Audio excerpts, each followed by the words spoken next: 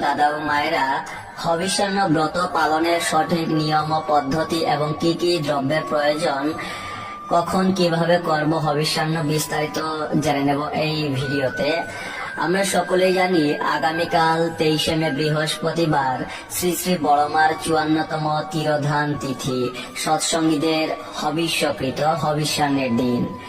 হবিষ্যান্ন ব্রত, হবিষের দিন সংযতভাবে ইষ্টমন্ত্র জপ পরায়ণ হইয়া থাকা, ত্রিসন্ধ্যা স্নান করা, বৃথা বাক্যালাপ বর্জন এবং মধ্যাহ্নে হবিষ্যান্ন গ্রহণ করাই বিধি। হবিষ্যান্নে আতপ চাল, সন্ধব লবণ, মুগ বা মটর ডাল সিদ্ধ, তিল বাটা, কাঁচা কলা সিদ্ধ, পাকা কলা, ঘৃত, আম, মধু, জব, হরিতকি ও আমলকি গ্রহণ। গুরুত্বপূর্ণ তথ্যগুলি। জয় গুরু।